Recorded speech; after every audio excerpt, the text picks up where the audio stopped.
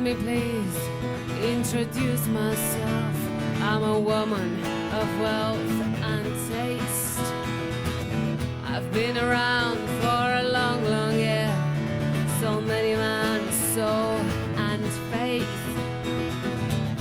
I was round when Jesus Christ had his moment of doubt and pain.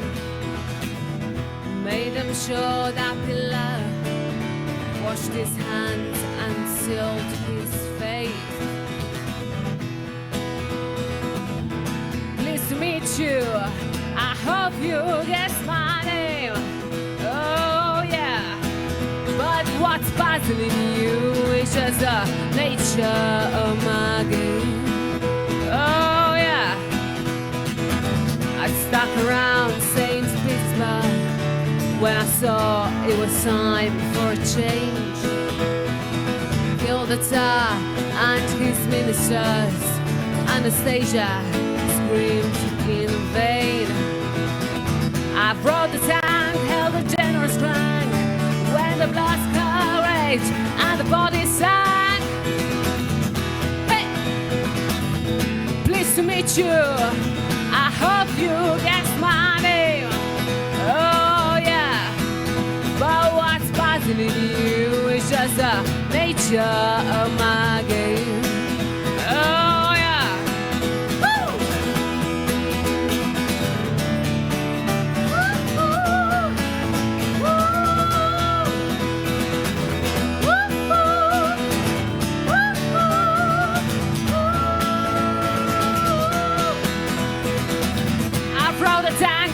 Generous rank when the blood got rage and the body sank.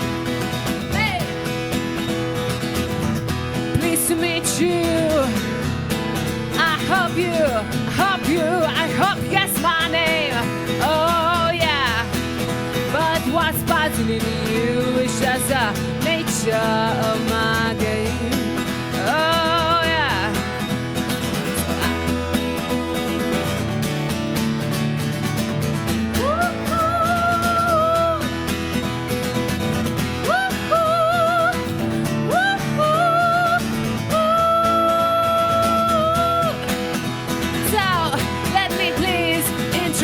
Myself, I'm a man of wealth and taste. I've been around for a long, long year.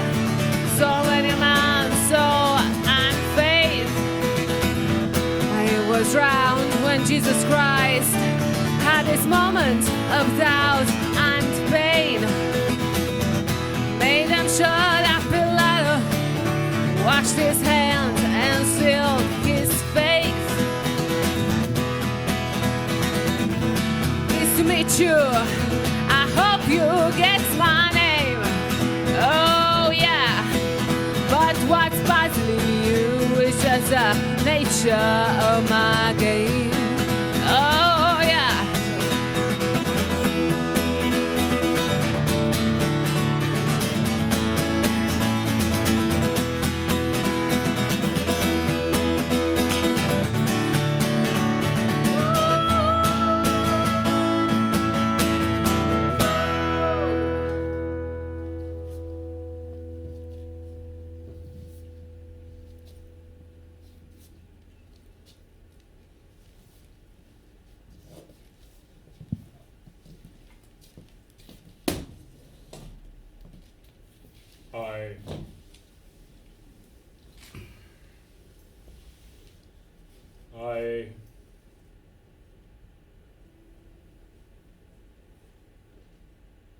I never thought it's going to be this hard.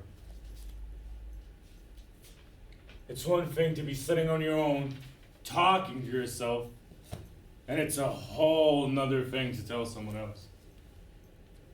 But here everyone listens and no one judges, not that actually good, and it smells like fresh grass, and of course, whiskey. I hope you do understand everything started back when I was a little innocent kid. All these perturbing thoughts penetrated my mind like, no one loves me, no one wants me, no one's there for me, no one... No. Children are innocent. It all starts with the adults, and by adults I mean the fucking parents. That's how I felt then, and it's definitely how I feel now. Anyways, you always used to say to me, Daddy, Why should I love you, Dick? I never dared answer you then, so let me answer you now with one of the many things you used to say to me. People finally find their true places in their fucking graves. I had this revelation. Humans only have children so that I can take out all their anger, all their trash, and all their frustrations on them. Isn't that just lovely? So if I'm an alcoholic loser who fucked up his life, not that that's not true, I will get this weird burning desire to knock somebody up. Will Dick's dick be burning to enter a chick, put a baby in her, and then raise him up just so that I can take it all out on him? Well, funny thing, Daddy, is that I find myself in that very specific situation now, yet I have no desire to have children. I don't want to pass on to them the curse and burden of being an alcoholic. You don't have grandkids, and honestly, you'll never fucking have them. Ah!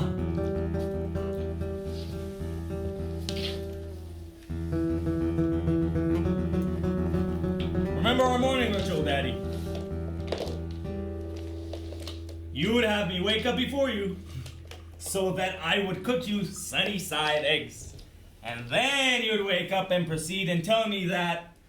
Dick, if they ain't good, you're having breakfast with the worms. And out of some childhood ambition, out of some childhood madness, I decided to try everything humanly possible to get those damn eggs right. I tried more salt, less salt, more pepper, less pepper, paprika, basil, coriander, just so that one day you'd look me in the eyes and tell me that you like the eggs. But that day never came though, did it? You did keep your promise about the breakfast with the worms though. You'd grab 2 eggs, throw them to the floor, you'd have me clean them up, then you'd watch me cook them, and eventually eat them with your giant red hungover eyes.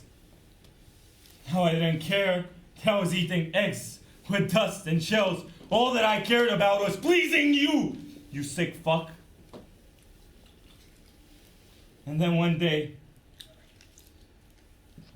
I decided to stop cooking the eggs. And you'd beat me. You'd beat me every goddamn morning. But I would rather have my face punched in any day than to lose another fucking drop of my dignity. So how about you suck on these eggs, you dead dumb shit? Here's a story about a sinner.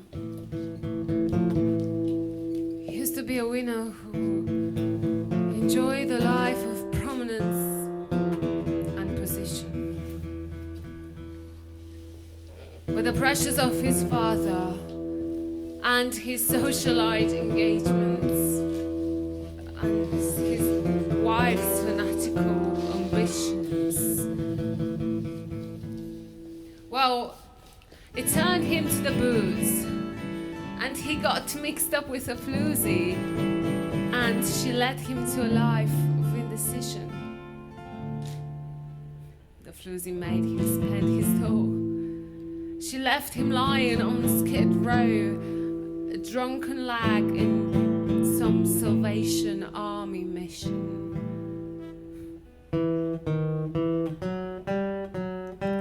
It's very sad.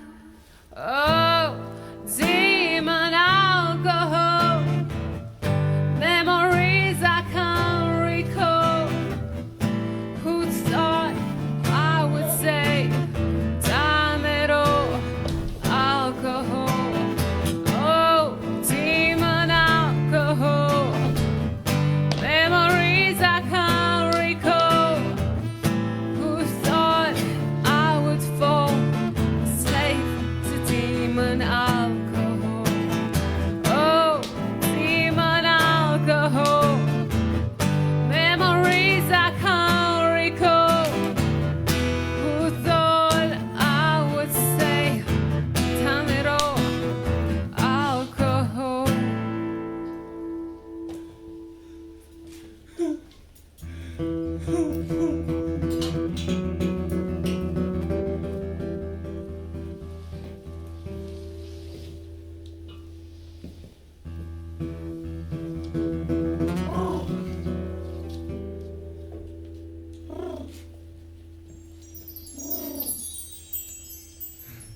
Look at all these pigeons. Funny thing, Daddy. Remember how you always asked? Dick, why do we have so many bird droppings in our balcony? Well, I have a little secret to confess.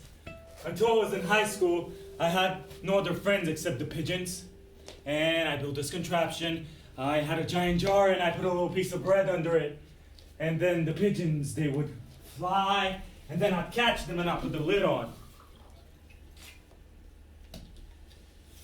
And eventually they'd run out of air, and I had to go through the whole process again. But this was still better than always talking to myself. You see, Daddy, back then, just like now, the pigeons would always watch and listen. Well, the pigeons and all the other fucking corpses, I ain't got something better to do, is it? Ah!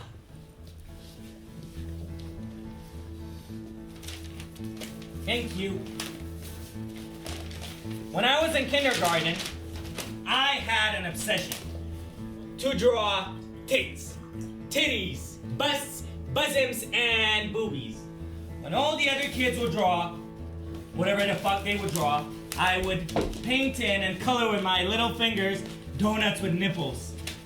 And one day, we get the theme nature in our art class. And me, I drew everything made out of melons. The trees were brown hooters. The deers were red breasts. The grass was green cleavages. And in the middle of it all, a giant yellow monoboobas, of course, the sun. Now, my teacher said I had a problem. You have a problem. And that me and Daddy should go see a shrink. You should go see a shrink. But even though they said I have a problem, they would always come with their knockers out, like, what the fuck? Anyways, I don't remember the shrink's words. They're blurred to me now, but I do vividly remember this one particular phrase. Because he was only bottle fed and he grew up without mother, he craves motherly love. And Papa took me home. He sat me down and he asked me, Sonny, do you miss your mom? and I just burst out crying. And then he slapped me over the face. And he yelled, "Stop acting like a fucking pussy. Grow up and be a man."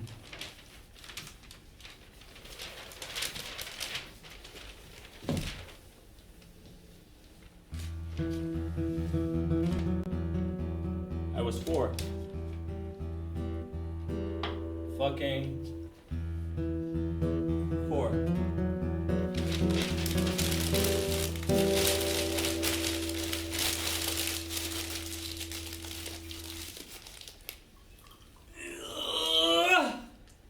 Look at him. Oh my god. Say again. Like always. He's What a like loser. me. Always the same. Always the same. I sucked at sports. Such a loser. And all the other kids would bully me for that. Look at him. So fat. He had no shoes. Look at him. One day they knocked me over and they stole my shoes. And I had to walk home in just my socks. And then Daddy, he beat me too, because apparently I was making a shame out of the family legacy. He said, A real man can handle shit like this, Dick. "Yeah, Daddy, legacy my ass." Anyways, I had to walk barefoot for a few days because Daddy, he didn't want to buy me a new pair of shoes until I stepped on a rusted nib. And I ended up going to hospital where they had a good go at Daddy. Then Daddy took me home, I got my usual portion of fists, and then he did something he's never done before and never did again. He gave me a gift. He gave me his oldest pair of shoes. Now, it didn't matter that they were too big, or that they stunk, or that they had holes in them. All that mattered was that Daddy gave me a gift. And I thought things were gonna change now. Me and Daddy will be like peas and carrots. But I couldn't have been more wrong.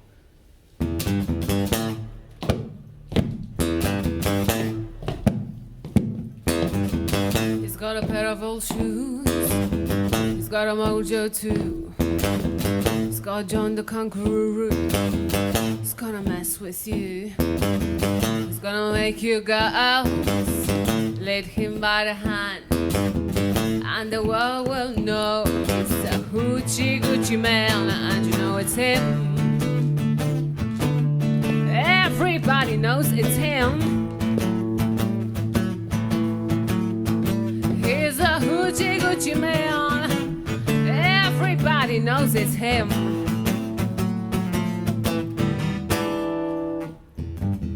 When I was a teenager, I couldn't handle seeing his stupid, fat, fucking face anymore. So I decided to run away. Papa always spoke of this beautiful island in Thailand with a weird fucking name. Kapunka. He said they have the best beer in the world there because the factory is on the island. Yeah, that's all he cared about. So why? Anyways, I thought, wouldn't it be a brilliant idea to run away just there, just so that I could make him jealous? But I was broke. And my idea of running away faded away.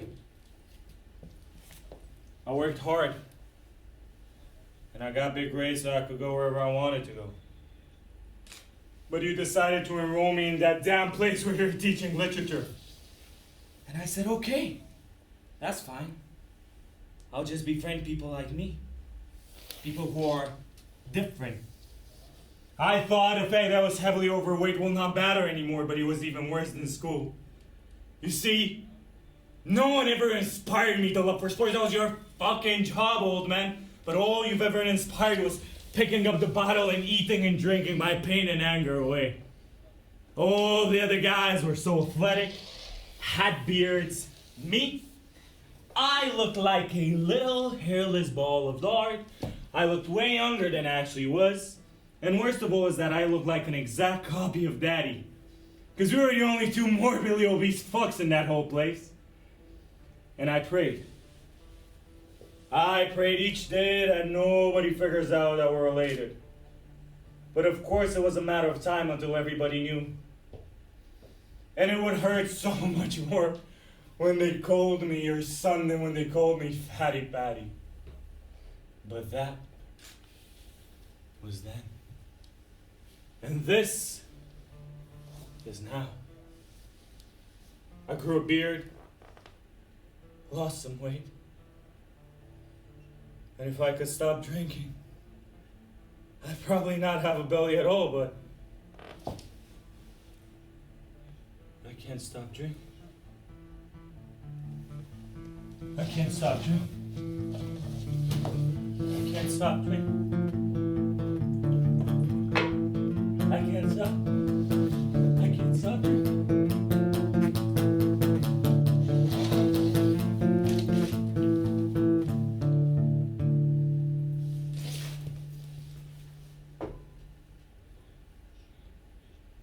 I hated coming home. It would always smell of alcohol, vomit, and vermin, and there were glass shards everywhere, and I had to clean them up.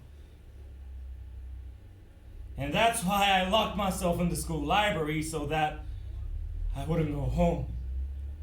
And I would read anything and everything. But even though I was so into reading, when it came to his classes, I pretended like, "Sir, I have no idea what the fuck you're on about." Oh, and that would piss him off. Oh, it would piss him off so much. And he'd get up and he'd yell, and he would always reek of booze, and he'd sweat booze. What the fuck is that? What the fuck is that? And I remember this one night.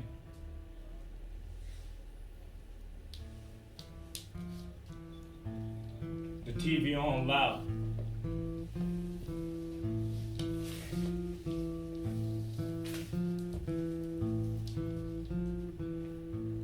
You thought I was a asleep. You were lying naked on the living room floor. And you were yelling. You were yelling that you wanted to stop drinking, but you can't. You were yelling that you never had a drink before Mama died. You were yelling that you wanted Mama back.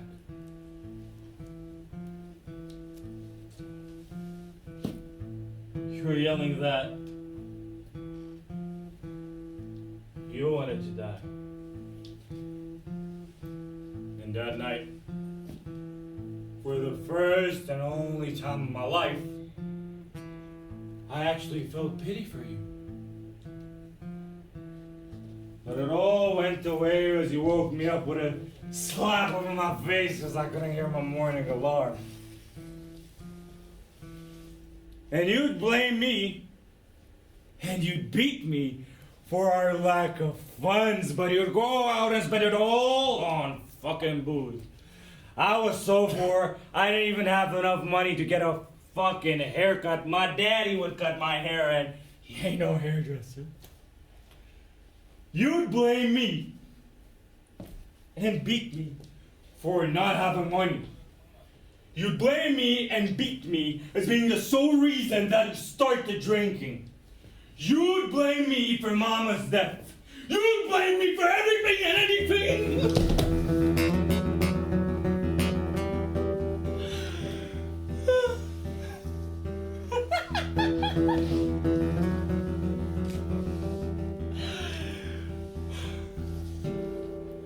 Why didn't you give me up for adoption, man? I would have turned up so much better.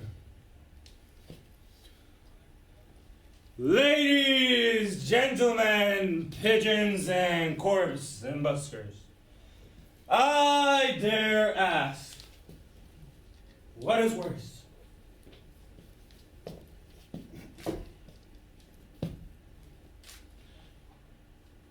Growing up with a monster as a father,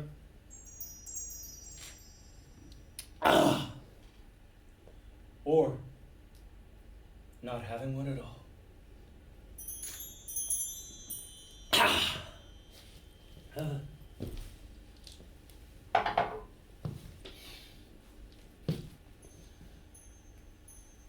I somehow started to befriend the other kids. They would still beat me and call me names, but I was feeling part of something. Your classes were so bad because you would either be too drunk or too hungover to teach. And I loved when your pupils would mock you because it was your turn to be fucking humiliated, Daddy. Your nickname was the Drunken Pig, or Drunk Pig for short. And the guys, they decided to make me part of the gang if I passed the ritual first. So John came to me and said, You're 50p, you spit in your dead face and you are one of us. remember that day, Daddy? I put my hand up to answer your stupid fucking question on the old man in the sea. And then I walked to the front of the class. You almost seemed proud. Looked you between the eyes, and then I spit. And to my surprise, you had no reaction. You remained calm. You just whispered, Et tu, Brutus? Et tu, Brutus? I went home later expecting to open a can of whoop on my ass, but you didn't.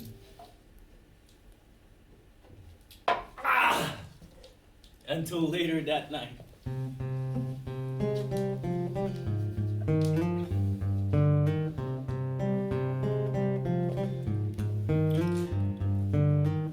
Sweet. only dreams are made of this. Who am I to disagree? I travel the world and the seven seas. Everybody's looking for something. Some of them want to use you.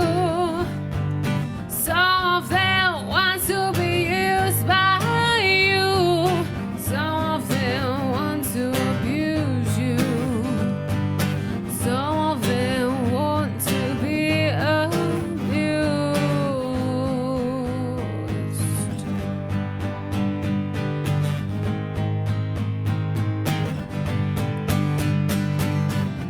You had a knife against my throat,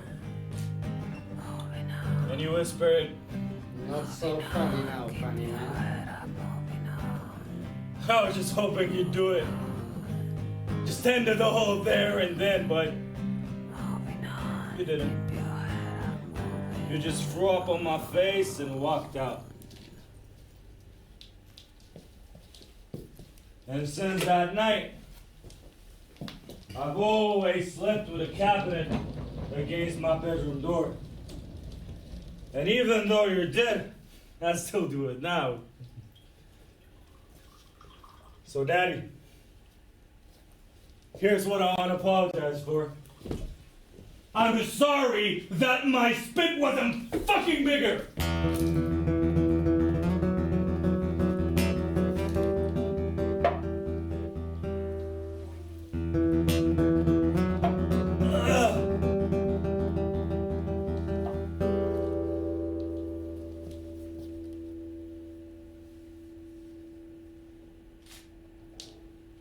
I never got to tell anyone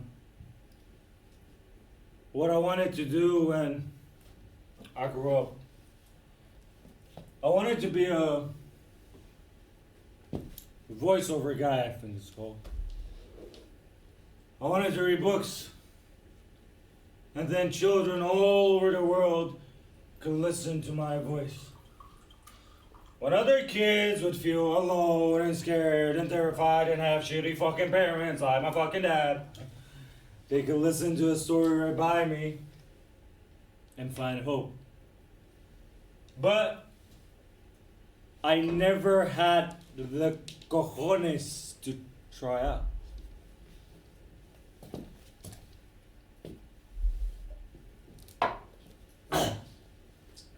How about you audition me, Dad?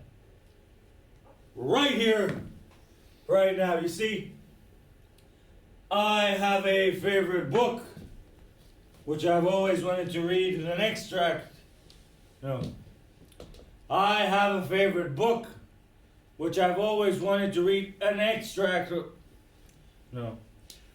I have a favorite book, and there's an extract I want to read to you. Yes.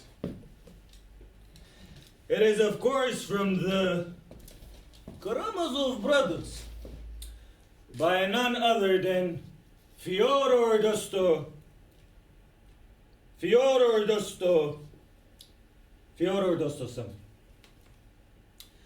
And it goes a little something like this.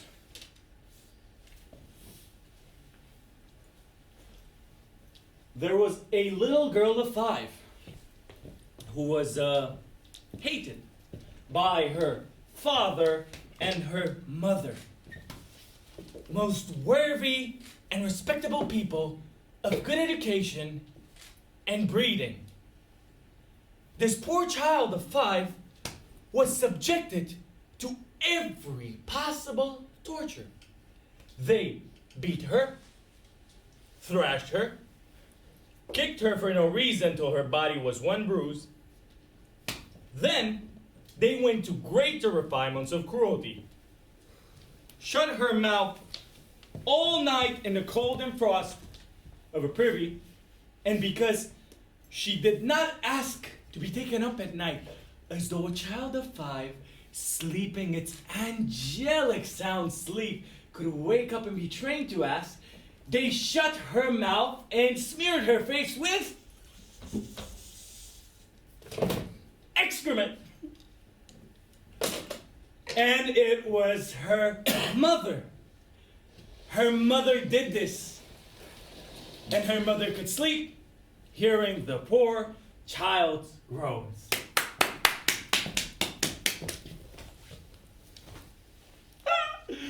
What did you think, Daddy? Any talent? Any talent at all? Now, my old-time favorite quote is also from that book. And it goes on something like, if the devil doesn't exist, but man has created him, he has created him in his own image and likeness. Now, Daddy, I don't believe in God or I believe in the devil, but if Mr. Dosta Fuck is in fact right, and humans have created a devil in their own image and likeness as God created them, you, Daddy, dear my good sir, are the absolute embodiment of Beelzebub.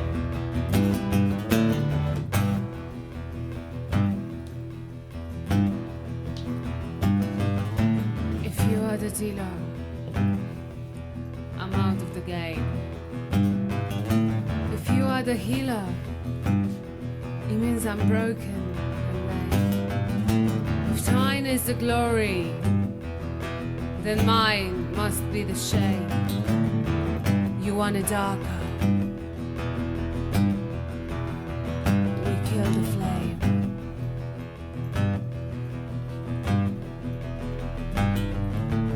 Magnified, sanctified, be thy holy name. Sanctified, crucified in the human frame. A million candles burning for the help that never came. You want it darker. Many, many, I'm ready, my lord.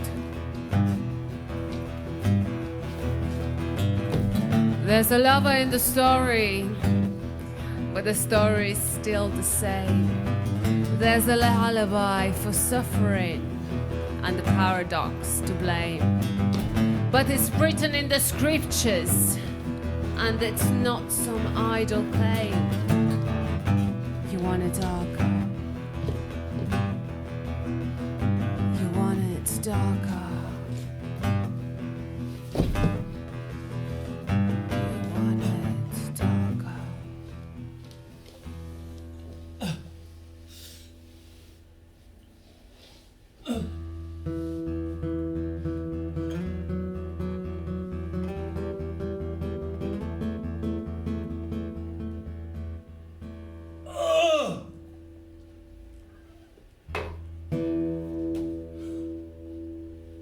Your passion,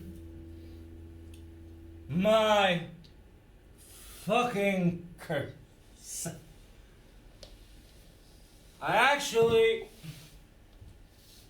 remember my first drink, Daddy. You see, because I was part of a gang now, the guys, they decided to check me out. Up until that point, I've never been out, never flirted, I never had a drink. I hated everything to do with Daddy, especially alcohol. But the guys, they got me a shot here, a beer there, and whoop, all of a sudden I was tipsy. And then they came around to me and said, Yo, Fatty B, have you ever dipped your nugget in the sauce, man? nah. I never even held a girl's hand, let alone, you know.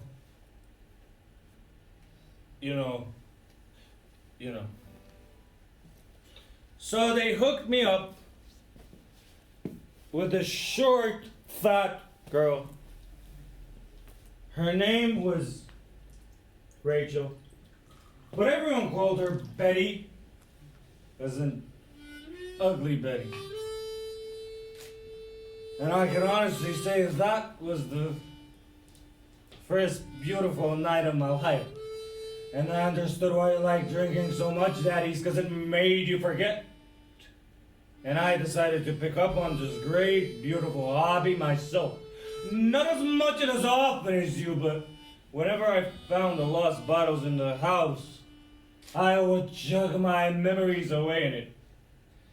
And things were good with Betty for a while. She was my first. But then she started nagging me. You always drink too much. You smell of alcohol. So I did the only logical thing I could have done. I dumped her ass. You see, Betty never ever made me feel as good as alcohol ever did. I can honestly say that alcohol is my first big love. Speaking of love, I then met my second and last big love, Jasmine. You know why I never met her, Daddy? It's because honestly I was too ashamed of you. And when I finally opened up and I told her everything that was going on at home, she still thought that you could change. She had this ability to see the light in everyone, but we both know all the light in you was long washed away by liquor.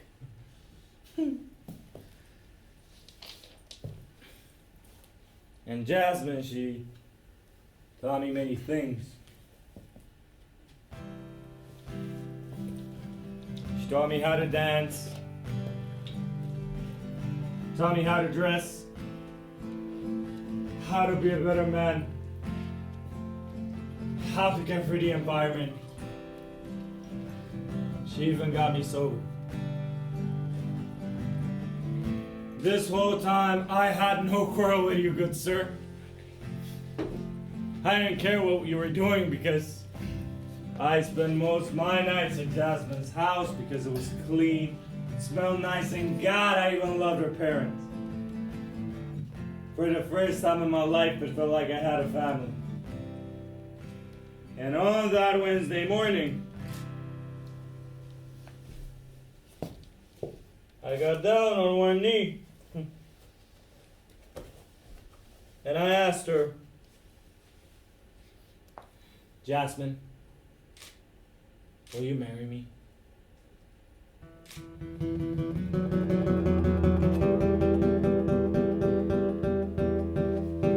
But she turned me down. Not because she didn't love me, but because she got a scholarship to finish the rest of her studies in Tokyo. In motherfucking Tokyo. Of course I was happy for her. I wanted her to go, but I knew it would mean the end of us. A few days later, I took her to the airport.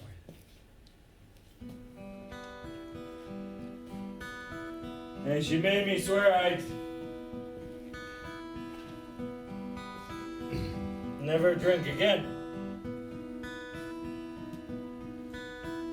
And of course, I swear, I lied. I got fucked up.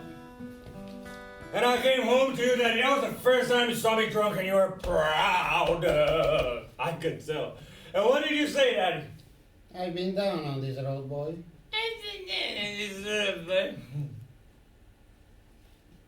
I woke up the next day with my head not being able to sit through the fucking door. And I realized I don't want to end up like you, so I had a plan. I got a job as a janitor and I would raise up enough money and fly and move to Tokyo. And when I finally had enough, I called Jasmine. But she said she's seeing someone else now. I later found out that Jasmine became a porn star in Tokyo. All that I knew about her was a fucking lie. Which made me think, did I love Jasmine for who she was, or did I love Jasmine for who I wanted her to be? A motherfucking slut in motherfucking Tokyo.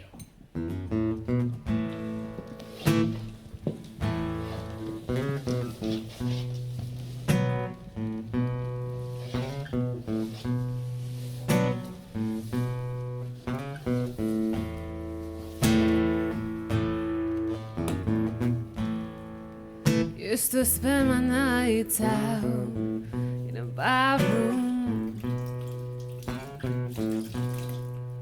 Liquor was the only love I've known. But you rescued me from reaching for the bottle and brought me back from being too far gone. Smooth as Tennessee whiskey. Your eyes sweet as strawberry wine. Your eyes long as a glass of brandy. And honey, I stay stoned on your love all the time. I've looked for love in all the same places.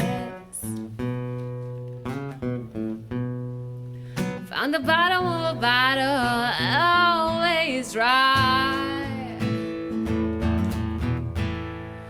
But when you poured out your heart, I didn't waste it.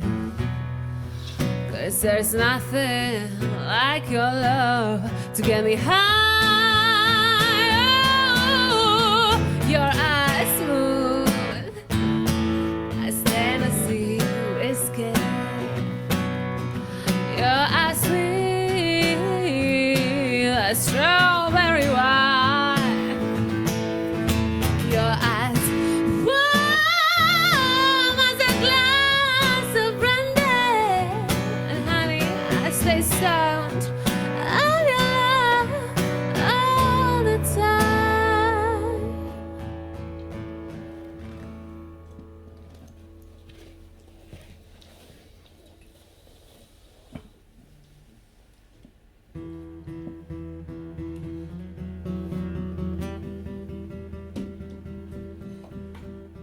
I did not go to uni, as all I wanted to do is drink. Plus, I had saved up a lot of moolah, a lot of cash. Why not spend it all on booze?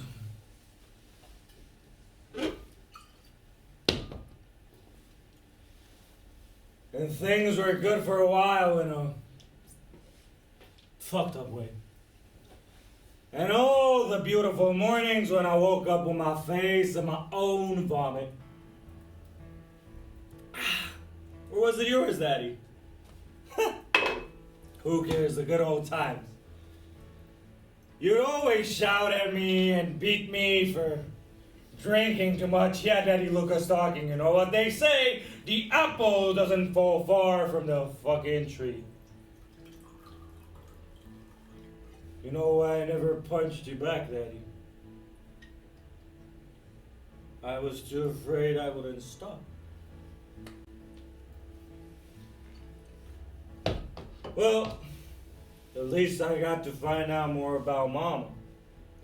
My whole childhood, not one single word about her, and now that we're getting drunk together, father and son, you would spill a little something about her. How pretty she was, how you met her, how beautiful she could sing. You are my sunshine, my only sunshine. You make me happy when skies are gray. Never know, dear, how much I love you. Please don't take my sunshine away. You are my sunshine, my only sunshine. You make me happy when skies are gray. You never know, dear, how much I love you.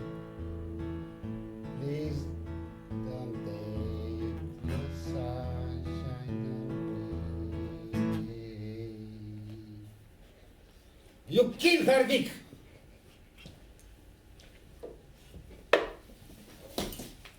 Why didn't you take responsibility for knocking her up, you stupid fucking idiot? You think I wanted to be born and have this miserable life? You think I wanted to be born and end up like you? We're two of a kind, Daddy. Two of a fucking rotten, bad, miserable fucking kind. A dead alcoholic and an alcoholic too coward to top himself, but brave enough to drink himself to fucking death. Cheers, Daddy. Let's fucking drink to that. Cheers.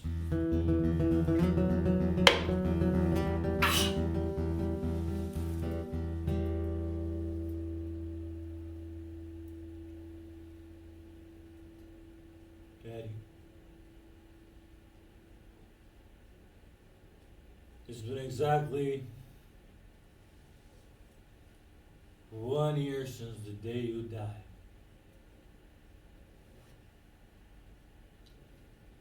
I recall it as if it were yesterday. The police woke me up. Police! They informed me they found you on the stairs. Broken neck. So about that road you were walking down on, Daddy, you're not walking anymore now, are you? No, you just fucking lie here and you rot. And I know you didn't mean Mama because Mama went to heaven and you slipped all the way down to fucking hell, old man. Daddy? Papa? Padre?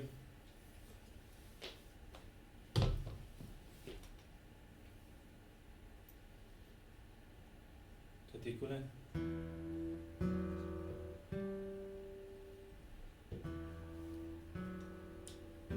I'll only ever say this once. I killed you, Dad.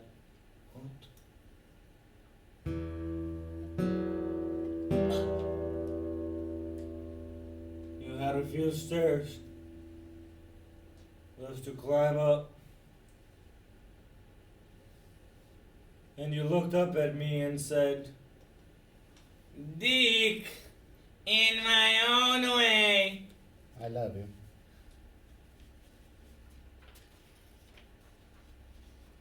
I waited patiently. And when you were about to climb that final step, I pushed you. Just enough. I don't. For the first time in your miserable life, and my miserable life, you seem happy and calm. Anyways, To this day, I have no idea how I got away with it. A miracle, perhaps, or fucking karma. All that I know is that at last I was free. Or so I thought, because you see, then guilt took over me and I started doing nothing else but drink. But no matter how much I drink, I can't forget. I can't stop drinking, I can't forget. I can't stop drinking, I can't forget. I can't stop drinking, I can't forget. I can't stop drinking, I can't forget. I can't stop. I can't stop, I can't stop, I can't stop drinking, and I can't forget. I am stuck in an abyssal loophole where the quintessence of my existence is simply drinking to die.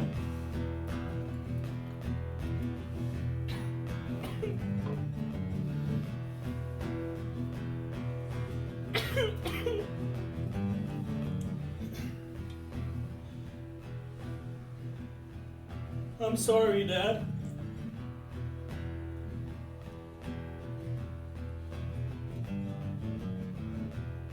Forgive me, Father, for I will sing.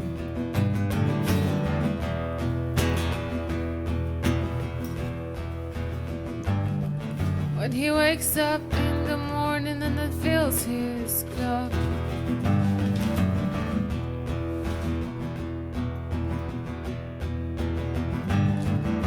say his head is off to fantasies and love.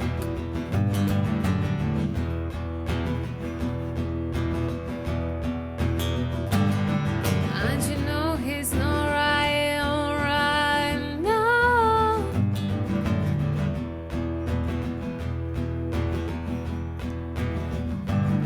But in a few more bottles, you think he will.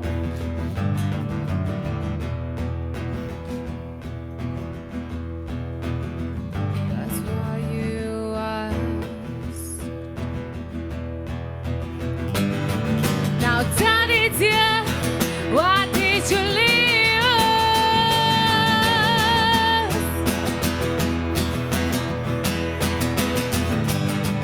Now, Daddy dear, please don't leave us.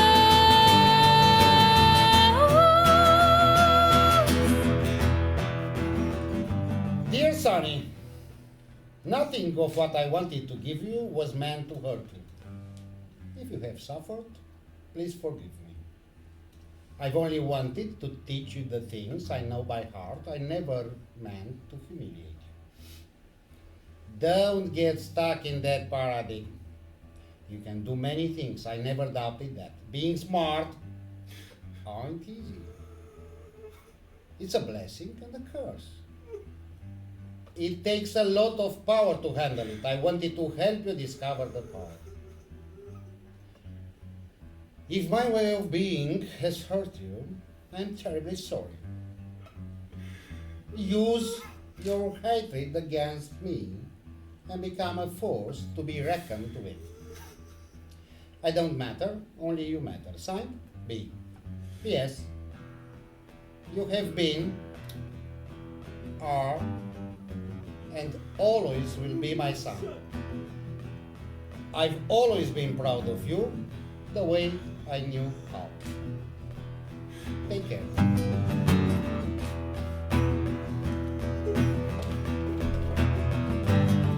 When he wakes up in the night, he's got to scream.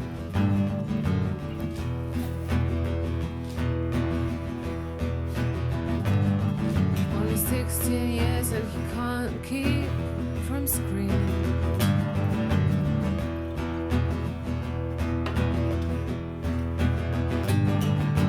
Close your eyes, you know he is near.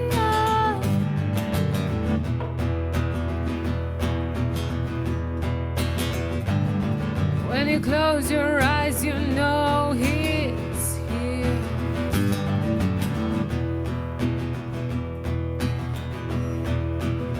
That's why you ask. Now, Daddy dear,